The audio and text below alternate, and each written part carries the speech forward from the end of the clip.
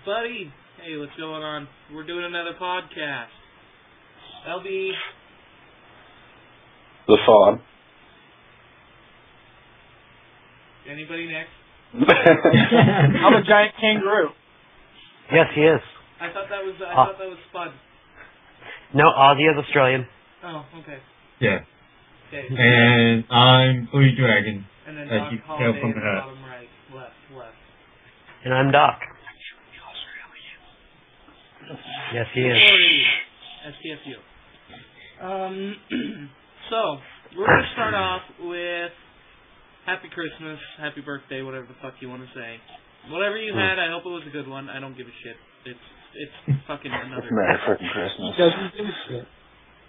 I got a house for Christmas, okay? I don't care. He's sour. Yeah, I had to buy all my Christmas shit. Anyway, and there's going to be an ad on the right-hand side. That's going to happen no matter what. Okay. I got a ton of flannel. No, save that for later. Okay. First things first. Let's talk about the first woman in the Western esports team. Blow joined Team Quantic, joining Destiny and Naniwa and the biggest troll team on Earth. Destiny and Naniwa have got the first female team. That's awesome. Did you hear who also joined? Did you hear who also joined? I'd like to see how Destiny behave around her. Because so far we've seen a lot of bull crap from him while he's being around girls, so... No. He's fucked with Blue Tea a little bit, and he has neither confirmed nor denied he's had sexual experiences with her. And I mean, the whole thing with Mia Rose, I mean, she even came out and said, well, that wasn't really Destiny, it was more of his chat than him. So, you can't blame Destiny for that. I blame Destiny for everything. Yeah. Destiny is the reason for abortions, okay? Blaming Destiny for that. You can totally blame Destiny for his chat. I can totally blame Destiny for abortions, too. Because he creates his following to do that, and he tells his people to do stuff like that. Well, yeah, but that's besides the point. She was also stupid enough to accept a friend invite from Skype from someone claiming to be TLO, who then just gave her a rash of shit, because, you know, TLO doesn't do that. Yeah. True. So that was more her fault than anyone. Okay, now we're getting off topic, boys. I'm just going to say this. If I was a porn star, I would definitely not accept any friend invites from anyone who's German, because they like weird stuff. Fair enough. Okay, we're off topic. Point So made. now, girl in troll team. She better. Hey, if they're good enough to handle the professional gamers, then they should be one of a professional gamer. Because Tosh Girl, I don't know if anybody knows the history of Tosh Girl. A little bit. Besides the fact that I'm trying to remember what year. Player. I think 2004. Blue Dragon. Somewhere. Wikipedia is a wonderful thing. What? I said Wikipedia is a wonderful thing. You can look it up now. Well, actually, no. I'm trying to remember. It's like 2003, 2004. Before that, every male pro gamer that Tosh Girl beat retired immediately after the match. And I know. And then later on, after that time, everybody realized Tosh Girl is actually a good gamer, and they're willing to accept her as a professional gamer. And that's when we started having more female professional gamers. Yeah, they just have to do a lot more to prove themselves. Yeah, unfortunately. Again, it's retarded gender politics bullshit that shouldn't exist. Yeah. I don't think so. I think that if a girl came out, won MLG, she would get immediately the exact same response as anybody. Yeah.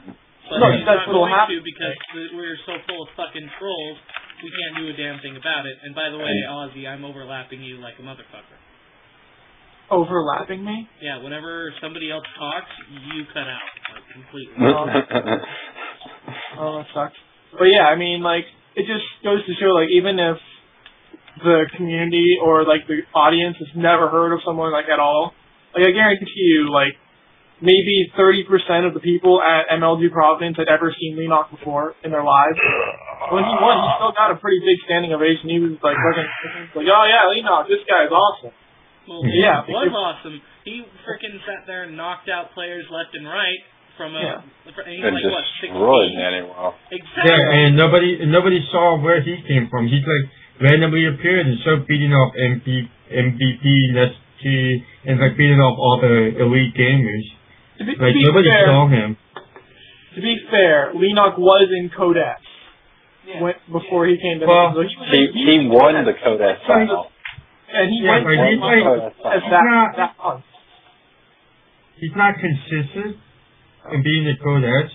He's like dropping in and out. But yeah, it's safe to say he is in Codex, but you have too many people between Code S and Code A that are like switching back and forth. So he's not being consistent in Codex, but I would say he's pretty much in there.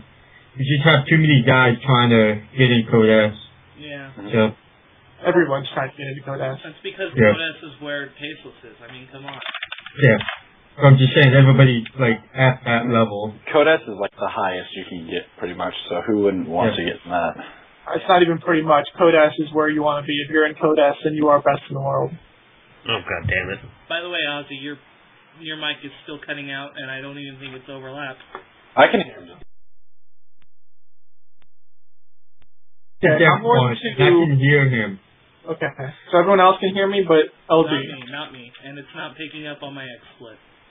Okay, well I'm gonna get my other microphone. I'll be for a second. You guys set up the next thing or keep talking, whatever. Yeah. Right. Okay, and the next thing that I wanted to talk about were the new maps in StarCraft. The 2 new maps that are up in there, because I haven't been able to play. Like, I've got my placement match in all 4 of the leagues done, but other than that, I haven't been able to play. And tonight we're going to do this Brood War tourney, and that's it. I haven't played enough to get a real feel for it, but as far as Entombed Valley goes, I'm looking at this going, oh, another map where Toss can take an easy third. And I mean, I even did a practice game. I'm horrible at Toss, and I still smash the living dick out of people as Toss because I forged fast expand, took a fast third, built Death Ball by the 15-minute mark, and face rolled them. Face roll 1A, win all the things like a Terran.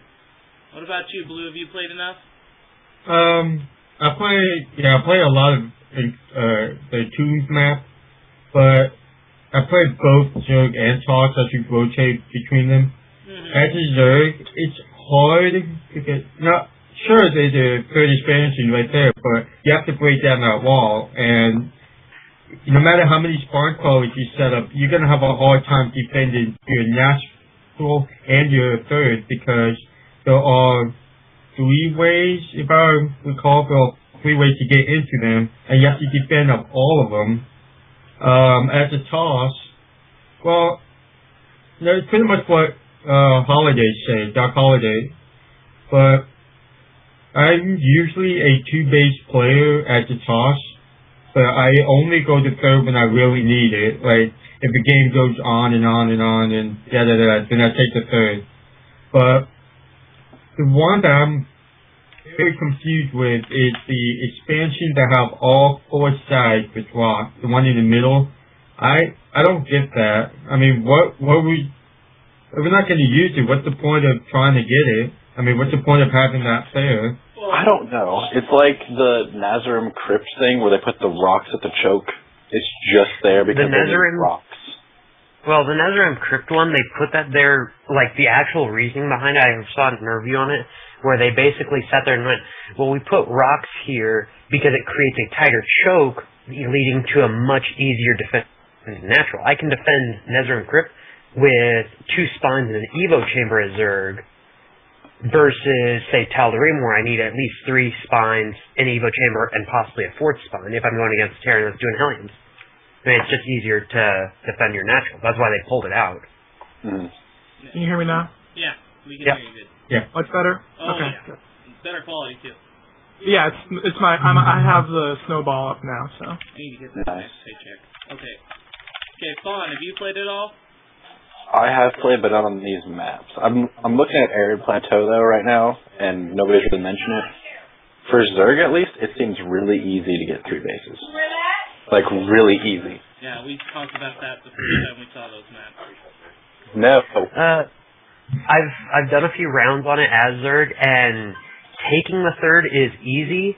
Defending it, because you've got essentially 2 options. You got that one spot that's right in front of your main, or the one that's right across where you've got the Gates of Hell blocking. With the Gates of Hell being there, even with a good, decent creep start, it's far enough from the natural that it's really fucking hard to defend. Yeah. Mm-hmm. What about you, Ozzy, Mr. Silent? Oh, I've been chomping at the bit to get to these things. These maps, just like, I'm ready to rip these ones a new one, just analyze the hell out of them. Alright, starting with Arid Plateau. First game I play of the new season, my place in match, I get Arid Plateau, and the best thing that could possibly happen happens. I see 2 Reapers come in. I'm like, this guy went 2 racks Reapers. I'm like, this actually might work on this map, which makes you really excited because I haven't seen Reaper play be actually effective since people started using it on Shakura's Plateau. I'm just like, oh my god, if this works, so nice. Obviously I didn't lose. I won. I had 2 factories up, like immediately afterwards I expanded and I just took 2 tanks and killed him. Because he went from 2 racks Reapers to 6 racks Marine. I'm like, that's the stupidest thing I've ever heard in my life. But whatever. No, dude, standard and silver. Standard and silver. Okay, wow. Yeah, standard and silver, but I'm not silver, I'm gold. But not much better, but whatever. I'm right there with you. Any improvement's an improvement. But no, what happened was, and I like this, the middle of the map is divided in such a way that it's easy to access each other, but you can't see the other side of the map. So that gives me, like, the idea that there's going to be a lot of like interesting engagements in the middle of the map, which is nice because I like seeing those big armies at the end of the game. It's like even on a small map, it gives the illusion that the possibility that you can have a big macro army and actually use it in a way that isn't just a move. Is there a Zelnaga? That's really nice. Is there a Zelnaga on Arid? Because I don't see one on the map at all. Yeah, there's 2 of them. There's one on right in the middle on the east and west side. Oh, okay, I see it. Yeah, it's right there. I didn't expect them to be there. It's like, usually if they have them, they're right in the middle rather than off to the side. Yeah, well, it's basically Zelnaga Caverns. What the fuck is typing? A bit less stupid. I think I know who. Not so stupid, but I like Arid Plateau better than Zelnaga Caverns because even though Arid Plateau does have the Gates of Hell, aka the trees that block sight there, it's not a complete wall off. Yeah. Like it is there, but there's like a little space in between the rocks and the Gates of Hell. And I was really skeptical about that because it reminded me a lot of Searing Crater, where they just had this big like rock middle of nowhere right next to your natural, and made it impossible to expand against Zerg or anything that had, you know, that ran faster than my Marines. I was like, fuck. Okay, but I don't know why you guys always complain about fucking Searing Crater. I love that map. I didn't enjoy it just because of the blocked off natural. Zerg like that map because they could outmaneuver people without actually doing it, without actually maneuvering. Yeah. Like they could A move and still outmaneuver somebody. It was the most retarded shit I've ever seen in my life. Zergling AI OP. Yeah, exactly. In that kind of situation, why not? I've seen sick roach micro just by the AI. Yeah, like they would automatically get surrounds. They would go around all this stuff. It would be like a Masters of pressing A move and like they automatically get surrounds like they're supposed to. Yeah, and then it's like and then since they could defend their natural so like completely bullshit easily, they could put like one spine crawler on each end and be completely fine. They could just take a third and a fourth. It's like, okay, well, we can't do anything about it because they can defend so well. Unless you do Banshee Rush, in which case you're an asshole. Like me.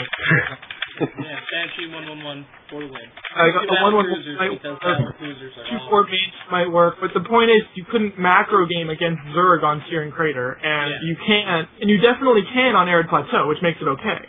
Because, like Scott said, for Zerg on Arid Plateau, the third is very easy to take, but it's almost impossible to defend. Right, it makes the game very interesting. I don't mind that because, you know, So I it's do it's like lots a of give and bling take. bling. Like they can take the ones that's like over to the side, but it's a lot more it's a lot more exposed. So it's actually, you know, an